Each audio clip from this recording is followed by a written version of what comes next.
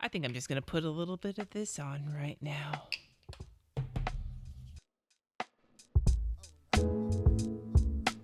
Hi everybody, today I'm going to be talking to you about some of the things that were my favorites in the month of November. Now, not all of these are new. Some of these are new to me this month. Some of these I've had for a while and I've just had an extra special amount of love for them. So we're just going to jump right into it. We'll start with some things that are not planner related, and then we'll get into the planner related stuff towards the end, planner and art related. And the first thing is this mask. Now, for those of you who have been following along for a while now, you'll know my kidney function has been steadily dropping. I've been put on diuretics and I am super dehydrated.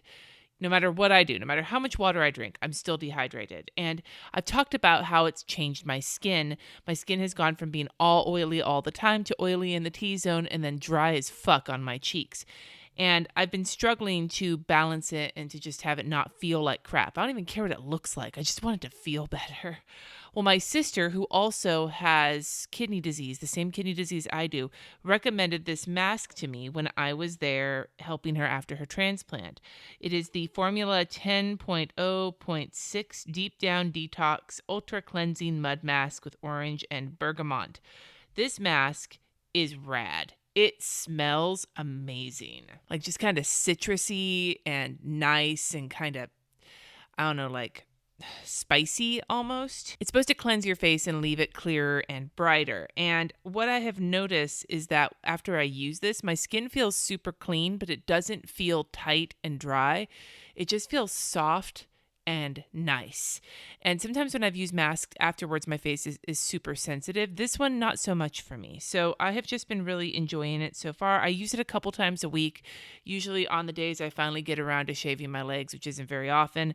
Leave it on for 10 minutes in the shower after I've washed my face and just wash it off. Then I make sure to use a toner and a moisturizer afterwards, and it's been working. I don't remember if I got this at Ulta or at Target, but then I found it on Amazon, and I think it was cheaper on Amazon. I've just been enjoying this situation immensely. Then in my intro, you saw me using this. Now, this is not linked because I think it was a fall scent and it's gone now, but for future reference, Champagne Apple and Honey, I have both this body cream and the spray from Bath & Body Works.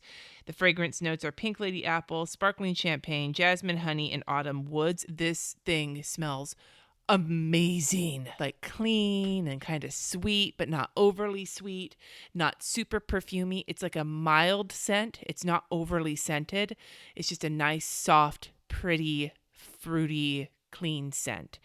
And it's the body cream, which feels really nice on my hands. Like I said, the theme here is parched as fuck. And so I love their body cream. I think it feels super good. And this scent is probably one of my favorites I think I've smelled from them in a long time. So next year in the fall, when this comes back out, 10 out of 10 recommend. Now, I'm not sponsored by Bath & Body Works. So if you're knocking, come on by. But I wanted to tell you about the candle that I'm loving right now. This one should still be available when the video goes live because this is one of their winter candles. And this is Crushed Candy Cane. It is a peppermint candle. It is not a candle that I usually gravitate towards. I tend to gravitate towards citrusy, apple, like those kinds of smells. That's why the fall ones are my favorites. But I smelled this one and god damn it if it did not smell glorious. Like it smells the way, if you imagine, I don't know if you remember those candies. My grandma used to get them. They were these soft peppermint candies. They were like not the buttermints or whatever those things are. Those were good too. But they were these white, chewy, kind of squishy candies. And they were white and they had like stripes on the sides. They looked like the hard peppermint candies, but they were soft and you would chew on them. And they weren't like taffy either, but they were just kind of chewy. If you remember those candies, they were wrapped in clear plastic. That's what this smells like. It smells like a nice, rich, pepperminty candy, but not so rich and in your face that it feels like your house is going to smell like a peppermint perfume cloud. It's a little bit like subtler than that. The notes on it are crunchy peppermint and white sugar crystals, and that is exactly what it smells like. Oh my God, it smells good. And it's a cute, like sweatery situation. But yeah, so this candle, I got a couple of these. I've already burned one. They smell fabulous. So this next item I'm showing you here, but I'll also give you some like other shots so you can kind of see the size. This is the Erin Condren Sherpa Throw. I've talked about this before in my favorites, but this one I want to talk about for two reasons. One, I am in love with the color combination. This is the modern plaid print, and I picked Harbor for the pattern color and light gray for the background, and it's just very subtle, very pretty. It's nice. But the bigger reason I'm picking this is I think I've ordered 4 of these other Sherpa Throws. I've gotten them in the past for my kids, for myself,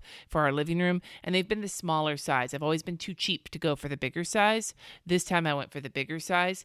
Holy shit, is it worth it? Now I'm 6'2". I need extra blanket, but this giant blanket is so much, like I like the other ones. I keep them on my bed and everything like that, but this one has become my go-to blanket, not just of the other Erin Condren throws I have, but of all of like my throw blankets, my cuddly blanklets. What the hell is that? Blanket. It makes me super, super happy. So if you're going to order one of these, my suggestion would be, unless you want it just to be a throw and not to be a snuggly blanket, order the bigger one. It may be more expensive, but the change in size is most definitely worth it. Now I'm going to pop up a picture right here of my next favorite, which I've had for almost exactly 2 years. I think I got it Black Friday 2 years ago, and it's my Instant Pot. Now the first year I had it, I didn't use it because I was scared of it. This last year I have used the fuck out of it. I may have already mentioned it in my favorites, but the reason I'm bringing it up now is for 2 specific reasons, and they both have to do with my family's fake Thanksgiving. The first is making hard-boiled eggs. I fail ass at making hard-boiled eggs. They're never consistent until the Instant Pot. They are perfect every single time. The reason it was a big deal is because we make a shit ton of hard-boiled eggs for our family Thanksgiving, for deviled eggs. I don't eat them. I always eat the janky-looking eggs. And that's the other thing. You don't get as many janky-looking eggs because no matter how old or new your eggs are, they peel magically after making them in the Instant Pot. The second reason is because every year for Thanksgiving, we make our gravy. We take the turkey neck and the giblets and we boil them for like 9 fucking hours on the stove to create stock and to cook until the meat falls off the bone so we can chop it up and use it in the gravy. It takes forever. Your whole house fills with turkey steam. The oven is occupied. It's just a pain in the ass. It's just not fun to do it that way. This year we did it in the Instant Pot, 45 minutes, good to go. So Instant Pot, you're my man this time of year. Fucking fabulous. I'm going to have to pop another picture up here because this is a podcast that I've been listening to. Now, I love podcasts. You guys know this. I have a podcast. Hint, hint, description below. I heard about this podcast and these people from Sam at Happily a Housewife, Kat and Nat. I feel like I have found my people. I think it's silly to say that sometimes, but this time, hell yes, I do. Their podcast is them basically, so far at least, chronicling the journey of how they got to where they are, and it has been a fascinating listen. Sounds like 2 people I would love to sit down and be friends with. I love that they don't give a fuck what people think about them. It's a little all over the place, but if you listen to me, then you probably are used to that. So the Cat and Nat podcast, I'll link it down below. 10 out of 10 recommend. The next 2 items are actually desk items. So I am getting a new computer because my laptop is starting to struggle under the strain of so much video and podcast editing, and I'm getting a desktop Mac computer, and I need room on my desk to film and to do all the things without moving the computer. So I got a bigger desktop. It is the Linmon tabletop. It is the 59 inches by 29.5 inch tabletop. My old one was the 47 by like 24 inches, so it's both wider and longer, and it's with the stained oak effect tabletop. I had originally intended to get the white, but I figured I'm here for a change. So I love it because it's much, much bigger and it gives me a lot more room for activities, just like in Step Brothers. And the second thing on my desk that I'm loving is my OttLight. I think the official name for it is the OttLight LED dual head desk lamp. It has this head that you can keep together or split into 2. You can kind of move it around. The light has 3 different temperatures. You can set it on a timer. That light combined with the other 2 lights I already had on my desk meant that I could move all of my lighting for my videos off of the floor and onto my desk, with the more space on my desk, so that now I don't have as much shit on the floor that I'll bump into. I've knocked my lights over and shattered them. It's not a good scene. So having my lighting on my desk is so much more convenient. Now I just have to figure out how to get my camera mount on my desk, and then it'll be everything I've ever dreamed of. The desktop, the light, quality of living on my desk that I didn't even know I needed until I had it. The next two items I'm going to show you go together. The first is a new palette that I got, and the second is a watercolor journal. Now, the palette I got off of Amazon. It has a silly name. It's the Sherpa Watercolor Palette Folding Paint Tray. And it's $8. Super cheap palette. I love it because how thin it is. It's like very slender and super thin. It opens up fairly big, but it has enough room. There's 28 wells. So between the 28 wells and then spot for white and for black, I was able to get my full 30 color set into this palette. I did sand it down a little bit with the rough side of an abrasive sponge first. It's not airtight. It doesn't snap closed. I wouldn't say it's the most secure palette. I don't plan to travel with this though. I have an airtight palette I'll travel with, but it's really nice to have all of my professional watercolors in one palette. The one I had before didn't have enough wells, and I like how skinny it is. It just takes up less room on my desktop from my other palette, which has been one that I've also liked. This also gives you a lot of extra like mixing room and stuff, which has been really fabulous. So remember, this is a palette that does not come with the paints. I put the paint in here myself. So this palette has been something awesome. I actually set it up with my patrons in a video, which was a lot of fun. And then this watercolor journal, I've only used a little bit of it. I think the only thing I've done in it so far is set up the swatch page for my paint palette I set up. I did use it a little bit just to do a little bit of experimenting, but the reason I love this is the Moleskine watercolor journal, the standard size one. I've actually filled one of these up before. These are great for practice journals and for taking on the go because it has this strap that holds it closed. It's the same size as a standard Moleskine, but instead of opening this way, it opens this way in like landscape mode, and the paper is a really nice cold pressed watercolor paper. Now, I will use it either way. I'll either paint this direction or I'll paint this direction. It doesn't really matter to me. I use this a lot for experimenting and for sketches. It's really a great little convenient watercolor journal to just take around with you, especially if you have like a travel palette or a water brush and something like that. And it's not super expensive. It's usually around $15 on Amazon, but I found it to be really handy and really durable. Like I've beaten this up. The one that I had previously, I can't find it currently or I'd show it to you.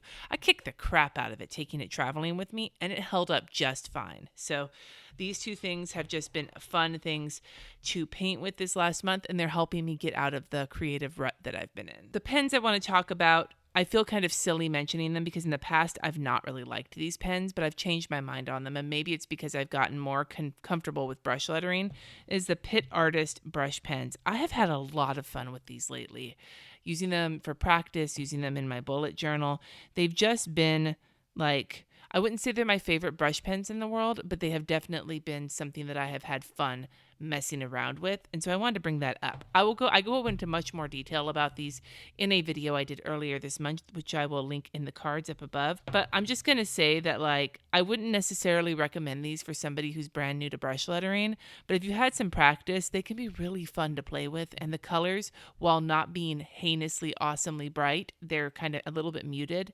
They're still really pretty. So yeah, I've been enjoying these guys. And then finally, the last thing I've been loving this month is this Happy Planner Supermom sticker book. And it's really not even the whole sticker book. It's the icons. The icons and the words. They're black on clear. They have just been really handy. I used several of them in one of my planner spreads. I love that they're neutral so that they work for any age of parenting. You don't even have to be a parent to use a lot of these. It's a helpful mix. And there's some of the things in here are things that like I don't really have in my collection otherwise. As an example, the eyeglasses. I love having the doctor stickers in here. I love the different kinds of coffee cups. I love the different kinds of cleaning icons. Like I have other icons that I love, but these ones are just line icons, black ink on clear paper. And sometimes that's what I want. Sometimes I don't want colors. Sometimes I want something super neutral like that. Same with all of these lettering stickers in here. They're really, really useful, and they're not so much color that I can't make them a part of whatever scheme I happen to be using that week. And that's something that I've been really wanting lately. So yeah, this sticker book, I was kind of skeptical when I bought it, but after using it, I actually really, really love it. And those are my favorites for the month of November. I hope that you saw something interesting here. As usual, I always ask you, leave the things you're loving in the comments below this month, because I love being enabled. I love it when you enable me. I love it when we enable each other. This can be an enabling place. Sometimes we can talk about anti-consumerism, but my favorites videos are not the time. So tell me something you've been loving this month. And if it's a recipe, that would be great. I'm telling you. The Instant Pot for Thanksgiving changed the fucking game for us. So I would love to hear anything you've got along those lines. Until next time, you guys, thank you so much for watching. Subscribe if you haven't already, and I will see you in my next video.